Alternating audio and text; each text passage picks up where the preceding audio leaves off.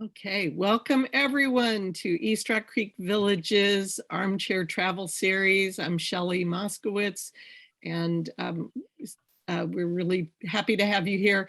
We're a local nonprofit that is of neighbors helping neighbors to be able to live at home and have a little help around the house and to continue to grow and thrive, even as we grow older. So we're glad you're here. We started the Armchair Travel Series at the beginning of the pandemic, and one of our chief speakers and presenters has been the wonderful Ralph Blessing, who is a world traveler and a world-class photographer and an all-around amazingly wonderful volunteer leader with East Rock Creek Village and a wonderful neighbor. And Debbie is also on this call, his wife Debbie, so we're going to be seeing a trip that they took a bunch of years ago and hear more about it. And I will pass the torch to Ralph, but I just want to say thank you for being part of this. East Rock Creek Village is, we have lots of events, and hope that you will come back and read our newsletter and be as active, or if you have some extra time and want to become a volunteer, just let us know. We need a few more drivers. So, all right, welcome everyone, and let me pass the torch to our friend Ralph. You're on. Hello everyone. Thank you, Shelley, for your kind words and accolades. I don't know that I can live up to them, but I'll do what I can here. This presentation is the result of a trip Debbie and I took in October 2015 to celebrate our 30th wedding anniversary.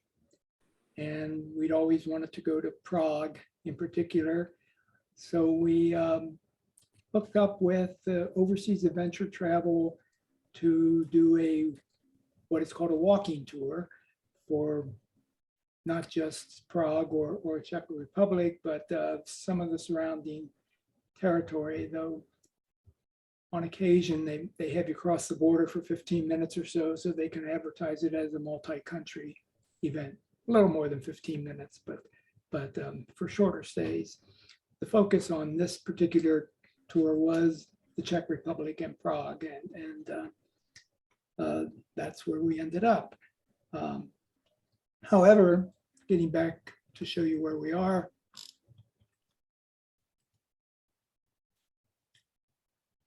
as you can see, you probably can't detect what the surrounding countries are, but Czech Republic is surrounded on the south by Austria, I guess southeast Slovakia, northeast Poland, and then a lot of west side Germany. Our gathering started or met in Salzburg, Austria, which is just a fabulously beautiful country or city. And we happened to be there when the 50th anniversary of The Sound of Music was being recognized or celebrated. So much of the stuff we saw was commercial activities, if you will, promoting that. But we met there. We didn't do any tour stuff related to Salzburg. Debbie and I got there a couple of days early to see as much as we could of Salzburg. But then we started walking, ended up eventually in Passau, also on the German side, I'm sorry, a couple of days in Germany. Then from Passau up to Piasek, Tabor, and Prague. And then these other two things that are highlighted are places that Debbie and I did after the tour had ended. But starting off, we were in Salzburg. I didn't know that the German spelling of it ended in an S as well until I was looking at this more closely the other day. But Salzburg is a very welcoming place for visitors, and it's loaded with lots of eye candy for people who like taking pictures and the like. And everywhere you go, there, if it's not store windows like this, it's the architecture that you see every which where. But the gardens are, again, quite attractive and welcoming. I think there might have been a wedding party in the background there on the right side, getting ready for a photo shoot, but I don't have anything to confirm that. But one of those lovely spots for kids to climb on the statuary and make you realize you are in a Germanic setting, shall we say. I never found out what was going on here, but there was either it was just a hotel that welcomed people from many parts of the world. But I see the US flag, the Brazilian flag, probably the French flag, I think. Canadian, maybe, I don't know. But I just thought it was indicative of the international flavor of Salzburg. And of course, anyone who's traveled, especially in Europe, is accustomed to seeing the bridges that are festooned with the padlocks that signify fidelity or whatever between couples, individuals, and their special other person, significant other, as the case may be. And it's anymore though, I'm not sure if selfies are required when you're on a bridge like that, but it's hard to get away from the selfies in this day and age.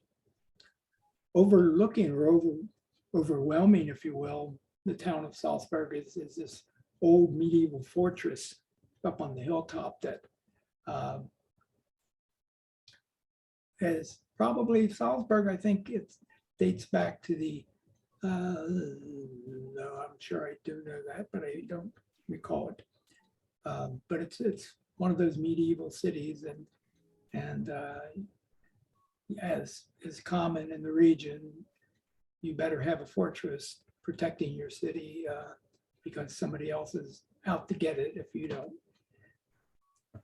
But the topography there is such that you need to get in, go through a tunnel or build a tunnel if you want to get from one side to the other, because these are these massive rock outcroppings and mountains all around. And I think there are cars that use this road as well. As you can see, this is a bike path, though. Kind of appears out there. I'm not sure what. Yeah, Ralph, there were cars there. There were. Okay, I'm pretty sure. Yeah. In fact, I see the trolley lines up here as well. So.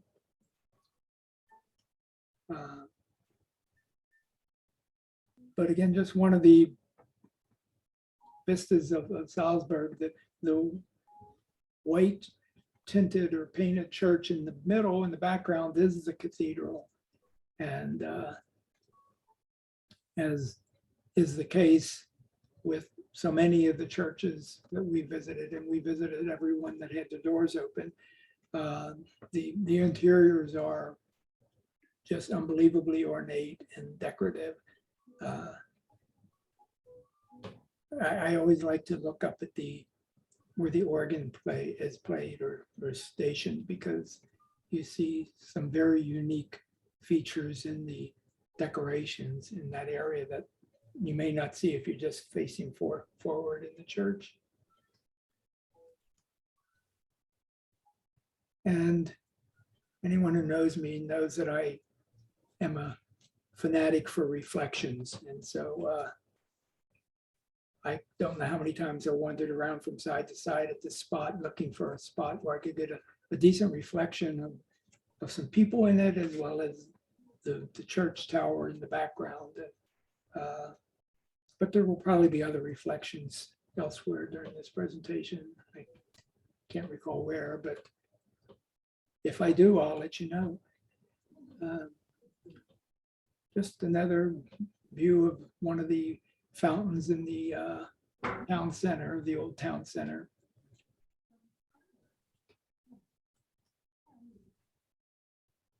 And this was the morning we were going to join our OAT group on the walking tour.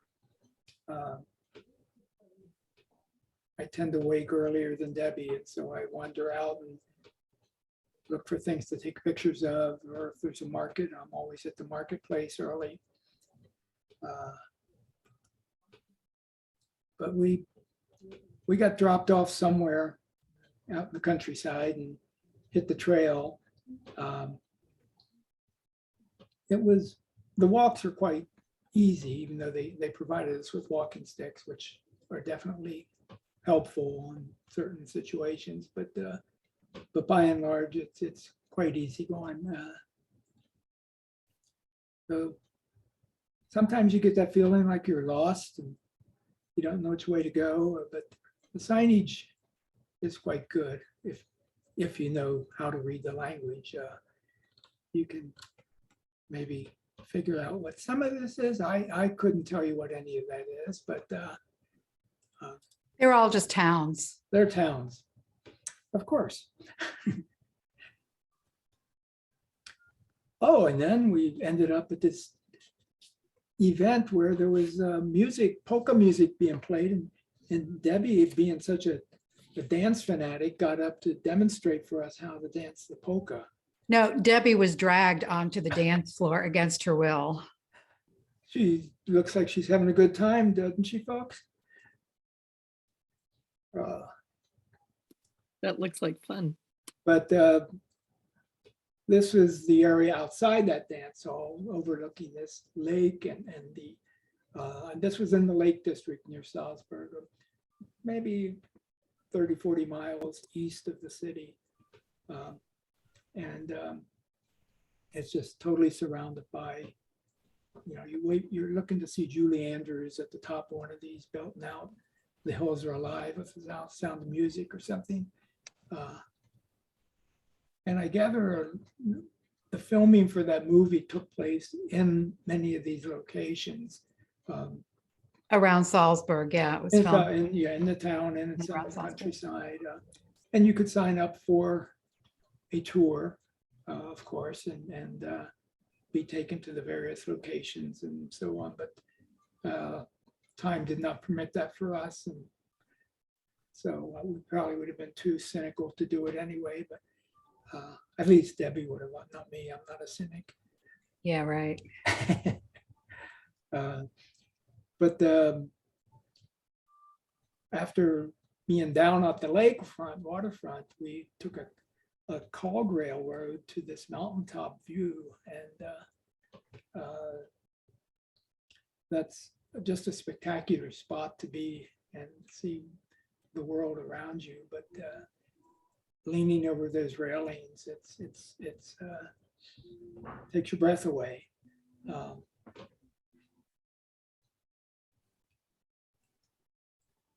But that back down at the waterfront, you get a better feel for the ruggedness of the mountains surrounding the lake. And I would not want to have to get from one side of the mountain to the other side. Let's put it that way. We ended up next at the town of Passau. And it's a city, I guess, more than a town. It's at the juncture of three rivers, the main one being the Danube, and then two smaller ones that join up there. And much like Manhattan, I guess, Passau is on this either a peninsula or an island out in the middle of the rivers. And again, it's a city with very ornate churches. Though I'm puzzled sometimes when I see how some of them are decorated, or the paintings at least, that suggest something otherworldly or after perhaps after death. I don't know what the skeletal figure there is trying to tell us.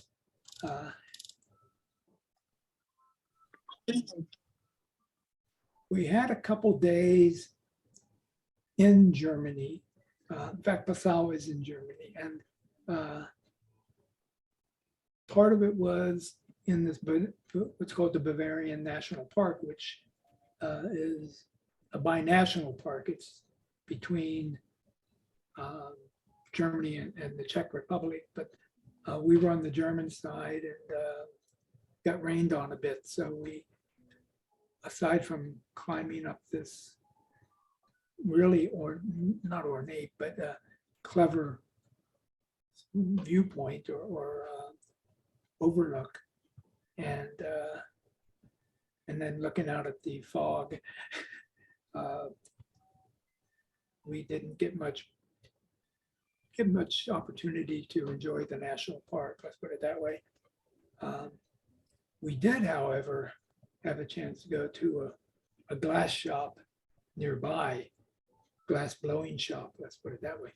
And I think many of us have already seen how glass is made in these shops, different parts of the world, but it is always a very impressive activity for me. I'm just amazed that somebody can actually pull out what's in the kiln there and then do something, blow into it, and various shapes emerge and various colors, as you can tell by the display in the front of the picture.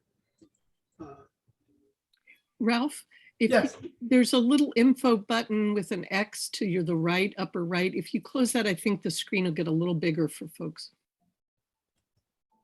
Ta-da. Maybe I'll see when we get, okay, yes. Let's see what happens next one. And of course, Debbie would say, I just like these guys because they're wearing plaid, since every shirt I own is a plaid shirt. And I am reminded of that on a regular basis. But back to the drawing board here to sort of get our act together and see where we started Salzburg, Passau, and from there we actually cross into the Czech Republic, and we are headed to Písek, Tábor, and from there into Prague. And Ralph, can I interrupt just for a second? Yes. Before you go into the Czech Republic, one thing that was particularly interesting about this trip and being a walking tour was this was at a time when there were a lot of migrants coming from Arab countries. And we were told on our hikes that we might see large groups of migrants who were passing through, going to Germany in particular.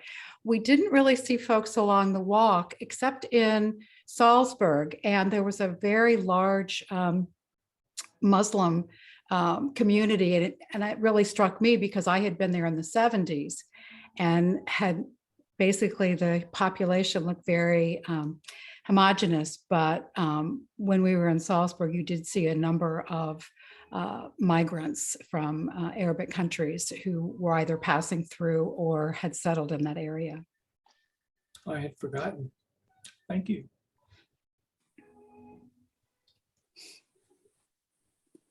But this is the town of Písek. And again, just one of those gems you find yourself in, and you're just blown away by the architecture and whatever else is going on there. Swans.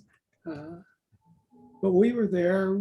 It's a town that apparently has this regular sand carving festival.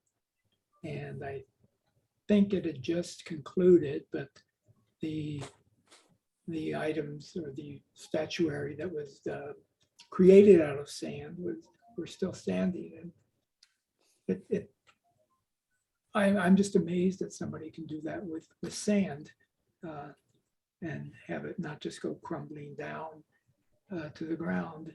And this reminds me of the photos you see of the ice carvings in China every year this time of the year, and various variety of shapes and forms and what have you that they can come up with. But you can tell by the size of these by looking at the guy walking there. I think that's one of our tour mates. This was our tour guide, and I'm amazed when I look at this picture that the women in our group were just locked on him. It looked like, eyes focusing on him. I don't know if there was something going on, if he was a He was telling us where the ATM was at. Oh, okay. Is that it? Yes. Well, that gets your attention then, I guess.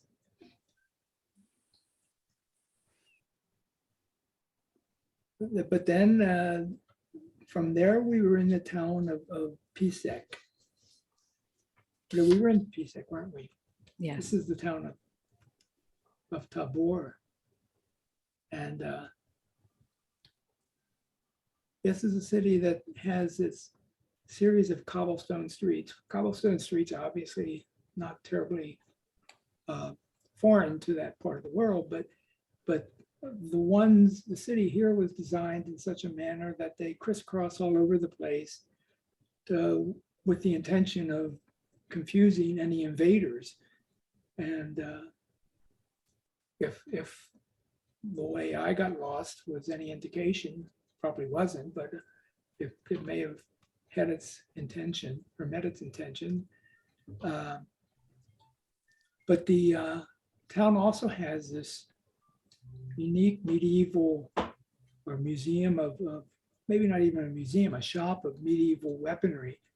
And it's a place visited by folks from Hollywood or other filming centers who want to have some of this battle gear or whatever included in a film they're doing. And so we had the opportunity, well, there's my lovely wife, getting all dolled up. And That's great. And then there's always somebody in the group who steps out of line and needs to be brought back to the right place where he should be. And but one thing we learned is the home of Budweiser beer is that town. They were drinking Budweiser beer there for decades, centuries, I guess, before somebody made off with the recipe and headed to St. Louis and started a brewery there. And the beer in Czech Republic is far superior to any of that stuff in Missouri anyway, but and very affordable. But just a nice stroll through the woods. It's some of the towns look like they never have room for a tree in them, but you step a few feet away from the outskirts and it's just very green. But this is the main plaza in the town. It's an enormous plaza.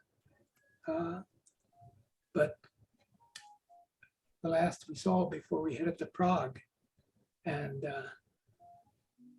in Prague, it's a whole new ball game, so to speak. I mean, you're just dealing with extremely ornate, elaborate architecture. It's the epitome of eye candy for somebody who is enthralled by that kind of artwork. The buildings are, even at the ground level, you'll see facades that are extremely ornate. And then there's occasional new ones, contemporary. This is actually a Frank Gehry designed building that he called the Dance. But the folks there call it simply Fred and Ginger. And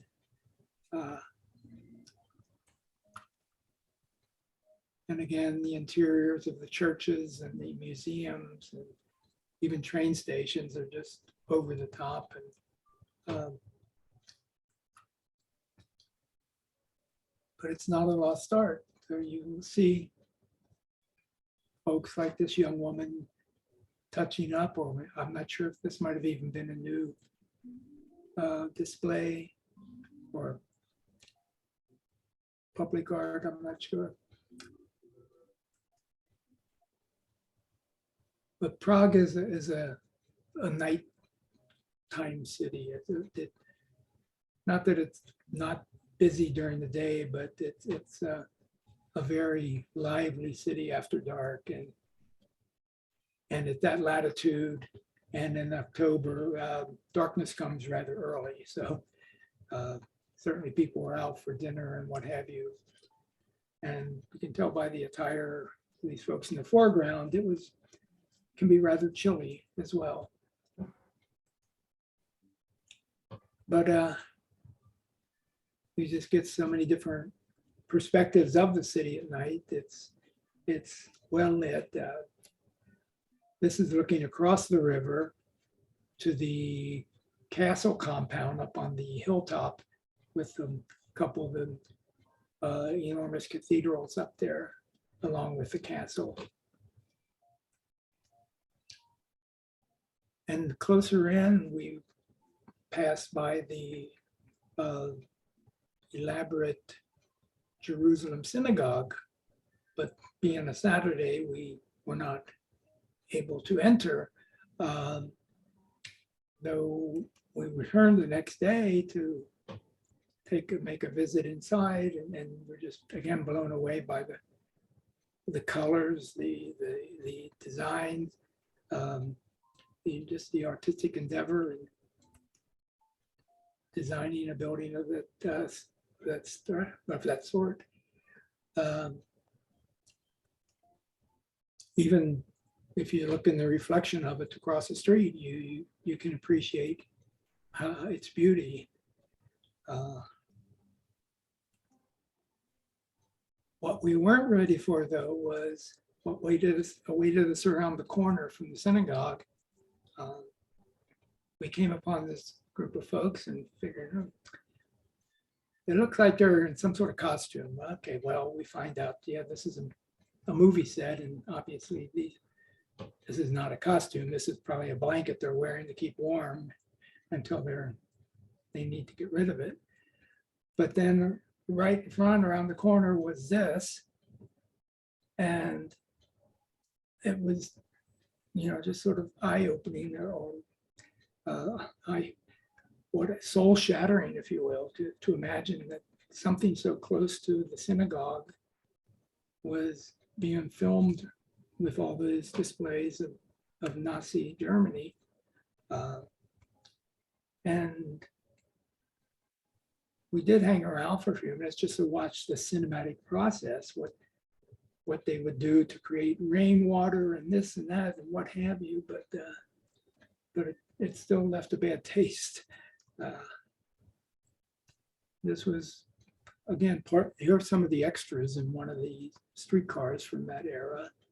But the person on the far right of the streetcar tells you it's not the 1940s anymore. I don't think we ever did find out what movie it was for, though. I kept looking, for releases and what have you from that period, or movies that may have been made by an Austrian or Czech company, and I never saw anything that.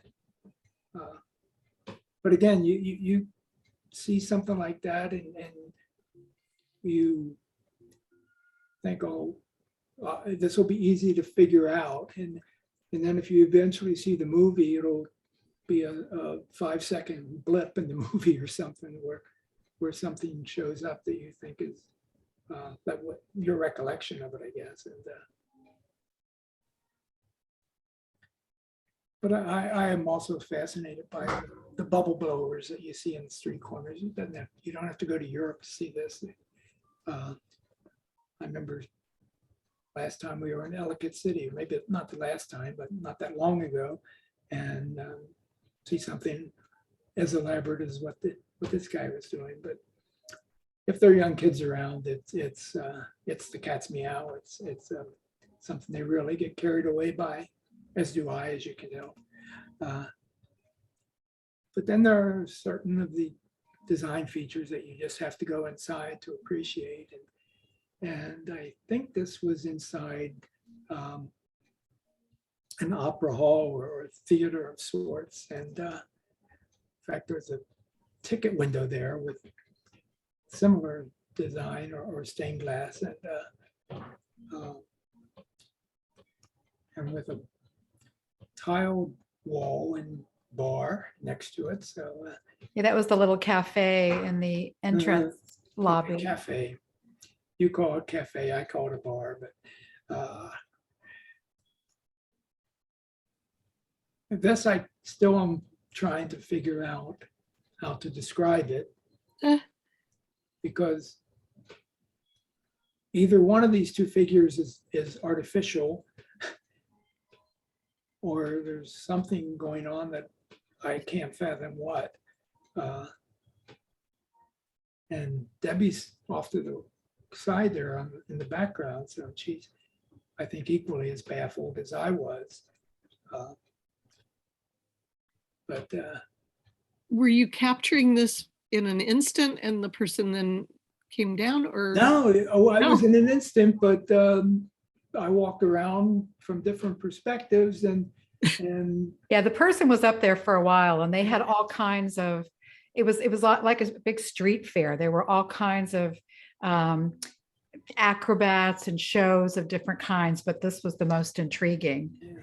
And you'll see a lot, like the mimes will be out there and they'll hold a pose until somebody comes and makes a donation, and then they gesture to that and move into a different pose. I'm not, even if the elevated portion of this is totally artificial and just made of styrofoam, I don't know how long somebody could have an arm outstretched like that and hold it. But anybody among the viewers who has an idea? Rich, have you seen that? Do you know that?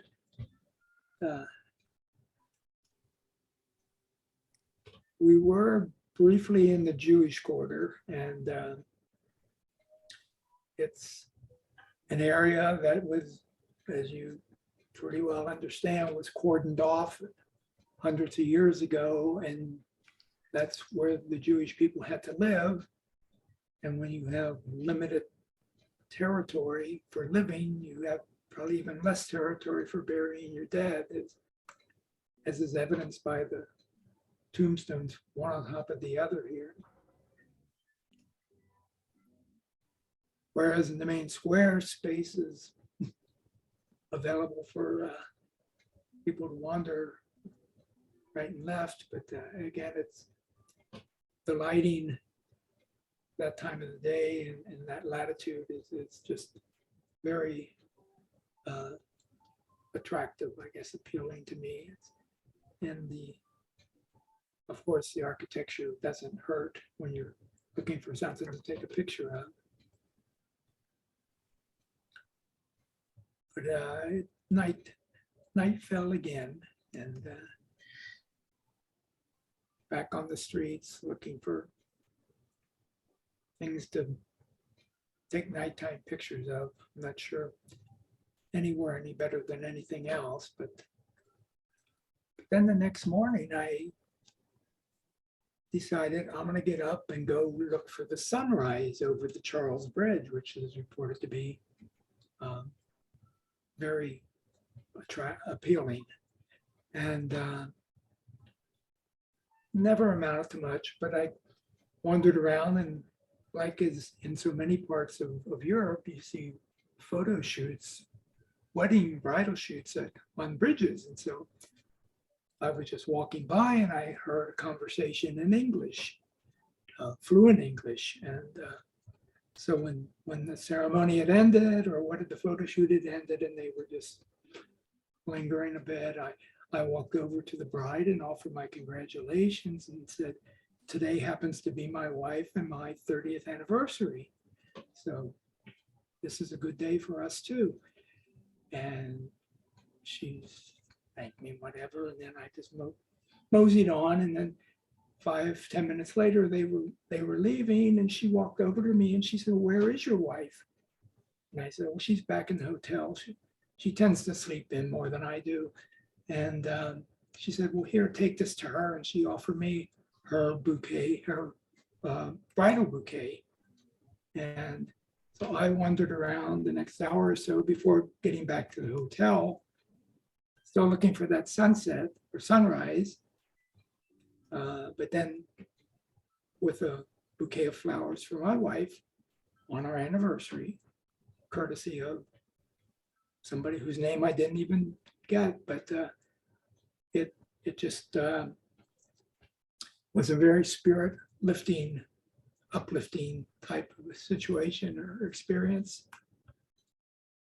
To this day, every time I went through my rehearsal, my self-rehearsal of showing these slides, and when I get to this, I would sort of choke up, and I don't want to say it got misty, but you know what I mean. But when the sun comes up all the way, the skyline of Prague and the river view and everything is just truly spectacular. This is that bridge, the Charles Bridge, which is very well known in those circles. In fact, yes, this is the bridge as well, out there beyond. This is the tower at the old town section. And then going to the other side, you see the castle compound and what have you up on the ridge in the background off to the right.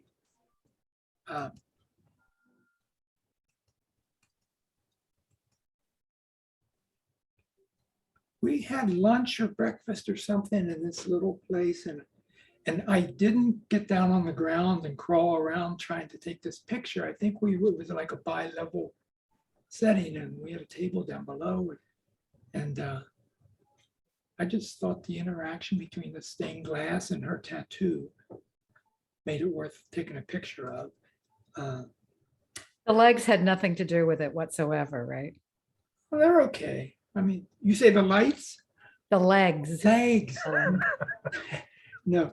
Well, it wouldn't have worked if she hadn't turned her head. That is what made me want to. If she was just looking straight forward, it wouldn't have mattered. So there. And I got a bridge to sell you in Brooklyn too. But we did get up to the castle compound, and we're able to look down at the city from above, and trying to think, did we even get down by this little church in the foreground? Debbie, do you remember? I don't think so. I don't remember that. Yeah. But one of the things that we were really impressed about in Prague was the transportation system. It was one of the easiest cities to get around. They had wonderful streetcars, buses, light rail. They had just so many options for traveling, and it was just, we found it very easy to navigate the city. Yeah, at this point, our tour had ended. I think pretty much around the time we saw that movie set with the swastikas and all. That was toward the end of our tour. So we were on our own after that. But getting around. But this is the entrance to the castle compound, and I guess that's sort of a reminder that watch what you do if you go into these gates. Somebody's got an eye on you. But as is the case at every museum, church, whatever it would be that we walked into, the wall art, it's kind of hard to say it's it's almost like one massive piece of work. I guess it is. It's one interconnected mural from one side to the other, but it's just extremely dramatic. And on the other hand, there are places where the wall's kind of plain, but the projection from the stained glass provides whatever color you need for it. This, on the other hand, was me trying to be creative because I happened to have my cell phone out. And that wasn't a picture I took, but that was just it reflecting what was behind me. And I said, well, that's cool. I better find a way to take a picture of it. So I stood there for 10 minutes or so with that in one hand and my regular camera in the other hand, trying to get a picture of it. And like I always say, if a picture needs to be explained in great detail, then you probably don't want to bother showing it to somebody. And this is, again, part of that whole castle compound. I can't recall if this is a church or a museum. There are two massive cathedrals there, but as well as museums. This sort of has the look of a church entrance.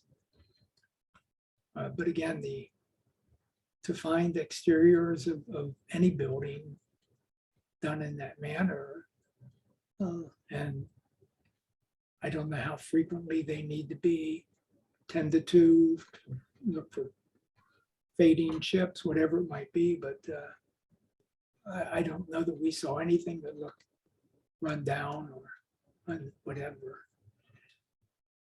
Came upon some leaded glass in a window. I just thought that's a different perspective for the buildings nearby. And so, you know me, never something to pass up. But again, back inside, it's every which way you turn. You've got walls, you've got ceilings, you've got, you name it, it's totally decorated.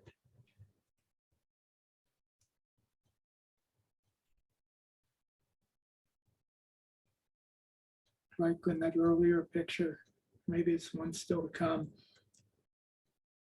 It was the earlier one of the interior of the church, where the organs are, is just unbelievably ornate. This is somewhat of a different style, I guess. I don't know enough about art styles to describe it or label it, but and I imagine there must be some historic writings, books, something or other under glass that this couple are looking at there. I don't recall if I walked over afterwards and checked it out or not. But just outside, you suddenly felt like you were miles away from the city center.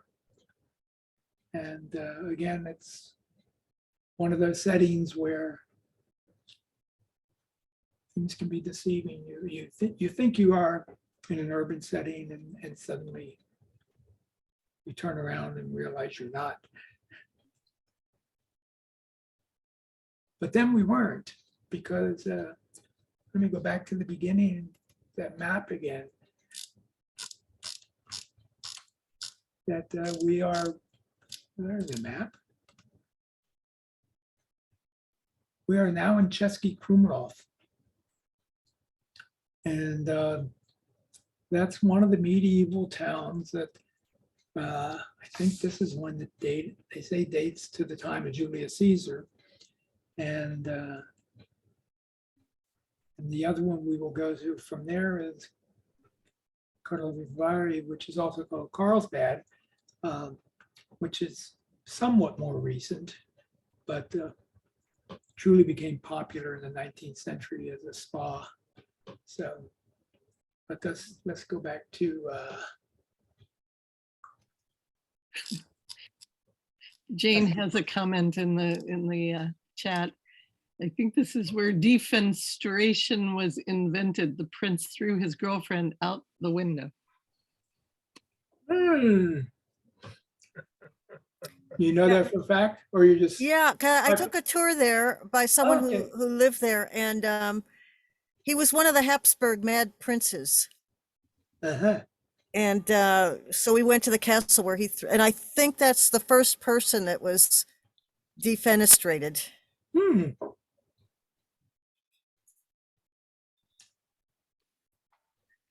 But that notwithstanding, this is just a charming little town here with the river sort of snaking through it, and the church towers overlooking every which way you go.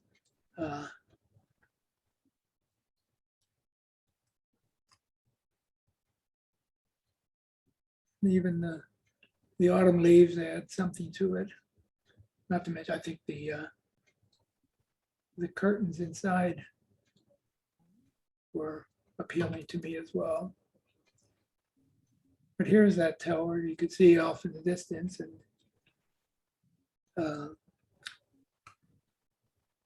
we found our way up there like these folks. Not this way, but it sort of looks like an old Roman aqueduct with a bump out on top, like you would have if it were in DC here.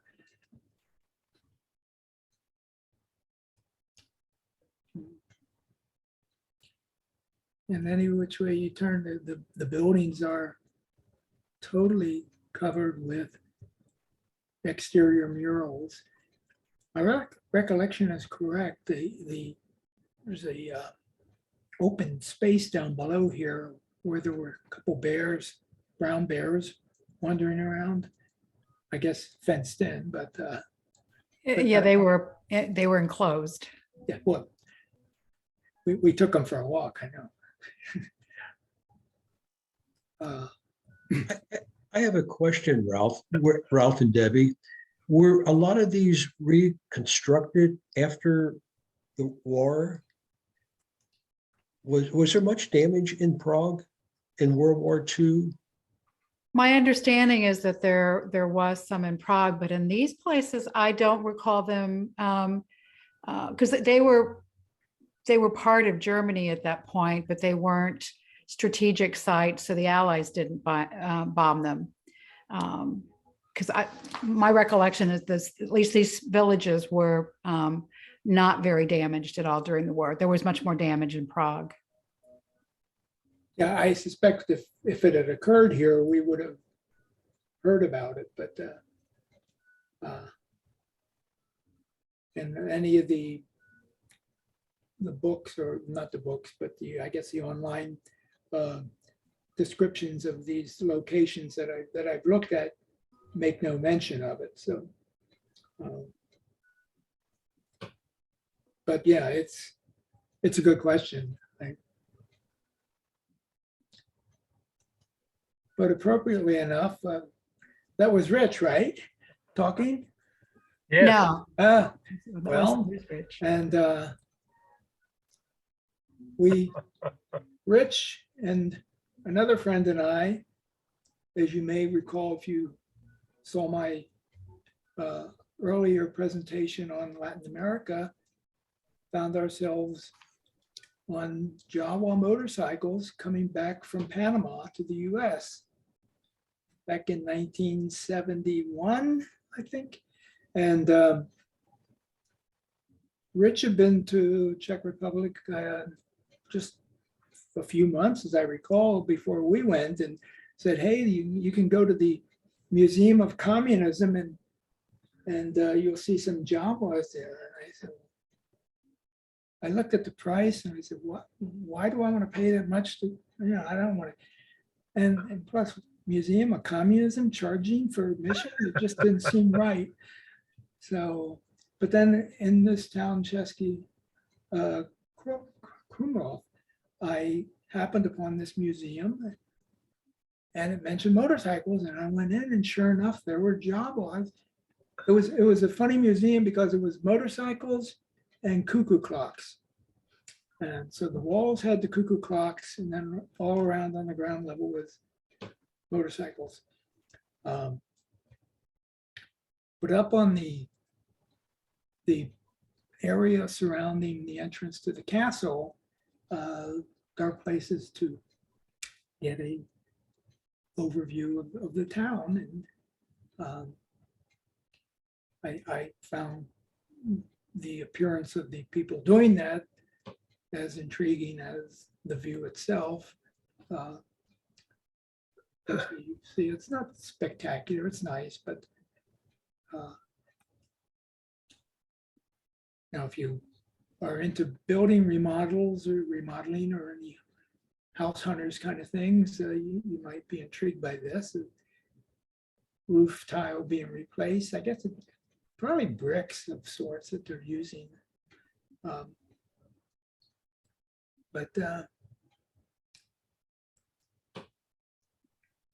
that's kind of the view, part of the view from the top of the bell tower. And it's just delightful countryside. It's not overly spectacular like we saw in the Lake District near Salzburg, but just very mellow countryside here.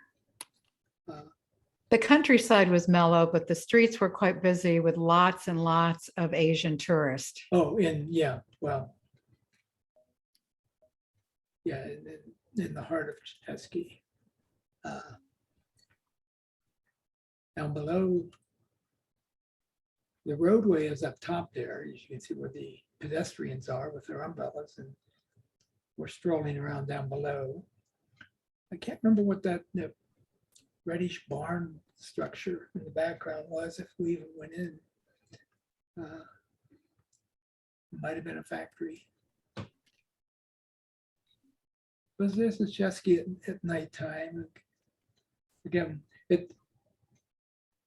the effect at night is spectacular, but the place pretty much dies. It's not a city where you go to party all night. In fact, you might find you're one of the handful of people on the streets if you go out and mingle.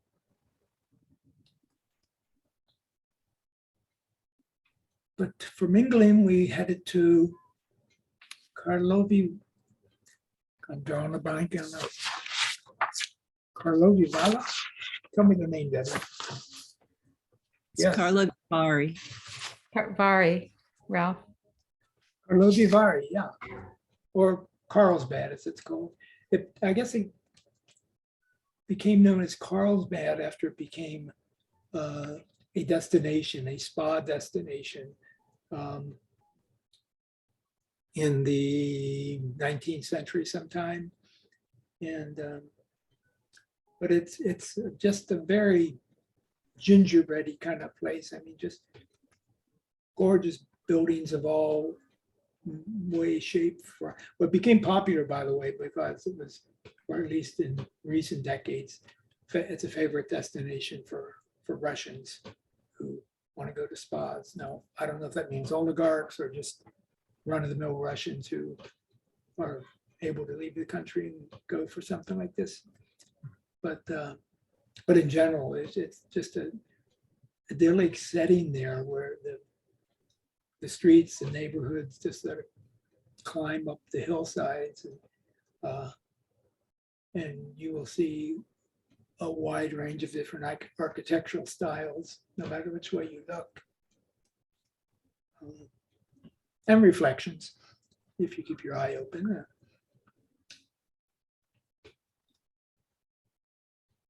Even on a Rolls Royce. Shows you the kind of company we keep, or at least kind of company whose cars we look at. And Debbie can attest to this. We were in pumpkin soup heaven. Every restaurant we got near was offering pumpkin soup during that time of the year, at least, and very tasty pumpkin soup, I would say. Yeah, it was pumpkin season. And it was October. And it rained, but of course, you can't have a reflection and a puddle if you don't have a puddle, which you don't have if it doesn't rain, so. But this sort of shows you the styles of architecture all squished together on one slide. Or a little close-up of something more Art Nouveau-ish.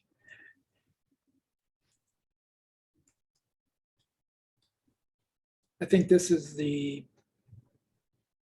classic shot from Carlo Vivari that you see on any of the brochures, or if you Google it, it's the gingerbread style on the structure in the foreground. That was the entrance to one of the spas. Yeah, yeah.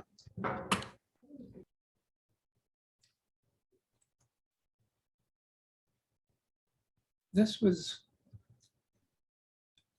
some of the runoff from one of the spas, and the I guess the interaction with the chemical interaction with the stone and what have you, or maybe it was just oil, who knows? But it created some interesting colors, and then the reflection of the structure in the background.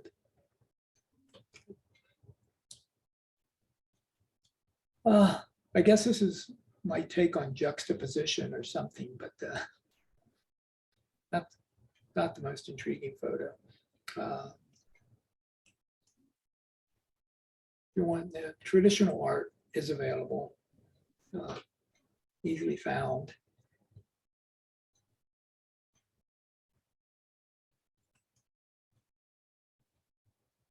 This was actually right around the corner from that spa. There was a pond with a few ducks in it, and very interesting reflections from the nearby buildings.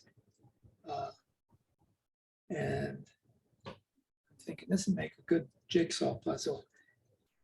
But back to the spa building.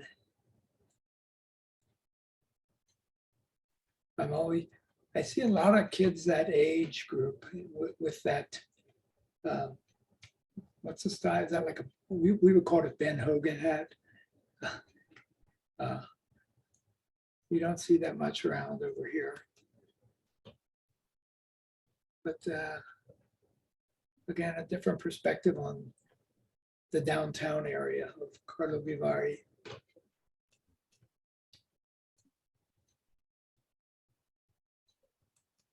Fascinating architecture every which way you turn.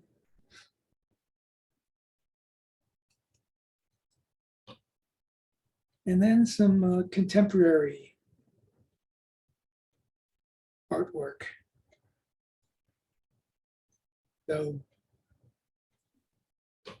at least as best I recall, there was no, well, the graffiti tagging stuff like over here. I did not see much or any of that in any of those cities.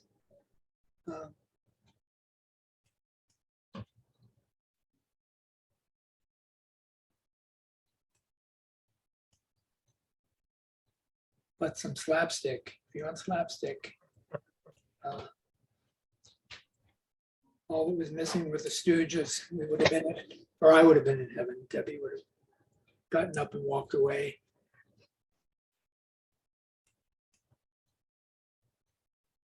This was not in Carlo Vivari. It was a town a little bit down the road.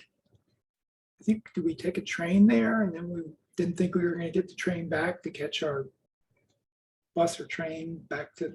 We took a bus there, and we had read that there was a local train that would take us back, but then we kept waiting and no train came. Yeah, the train station looked like it had gone out of business decades ago. But then suddenly a train showed up and got us back. And we flew home. And I think that was the end of our visit. So be it. That's all she wrote, folks. Wow. It was beautiful. Let's go to gallery, or folks can open up their mute buttons, their mics. And if you have any questions, comments, you can either put it in the chat or open up your mic and share your thoughts or ask your questions.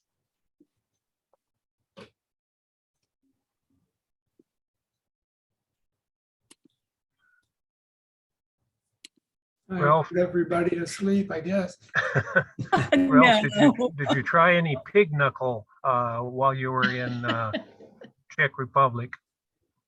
Gee, I must have missed that on the menu. Oh, it's tasty. Is that it good tasty or just tasty? It's got a lot of gristle, a lot of meat, and a lot of fat. And I think it takes about 6 hours to cook. And then your EKG follows it, or what? You have to have that good Czech beer to go with it. Yep. Okay.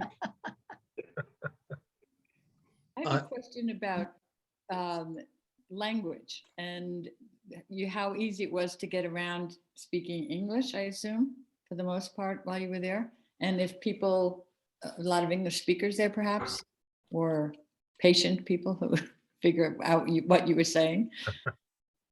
There was a lot of English. Actually, the last slide here, that was the only place where we ran into some trouble because it's not a tourist destination. It's a very small village. And we were trying to get directions and really couldn't find, I think we found one English speaker, but every place else, aside from that very small village that we went to on our own, we didn't have any trouble with language.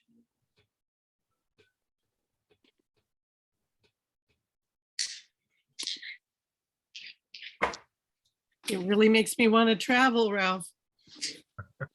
Oh, yeah. I'm not interested in traveling, but Debbie dragging me along. Debbie has good taste. That's right. Thank you. Ralph and Debbie, this is Laurie Calhoun. I think the film that you saw being filmed was The Zookeeper's Wife. It's nominally, or not just nominally, it's set in Warsaw, but I looked and it was filmed in Prague. It came out not that long after you were there. Zookeeper's Wife? Yeah. And actually, I saw that I movie. seem to recall did we look at? Yeah, we saw that movie, but we couldn't tell if it was, again, because the scenes go by so quickly. Sure. That's good to know. Well, there's a list of films filmed in Prague, not set in Prague. I'll send to you. That's how I found it. I didn't recall that it was filmed there, but that just seemed likely. But Yeah, it there does are other make sense. possibilities. They film a ton of films in Prague and Budapest, historically, historical settings, because they're both so beautiful and more appropriate looking. Yeah. Thank you. Today is January 27th, which is actually Holocaust Remembrance Day. So it's poignant to see some of those scenes and locations.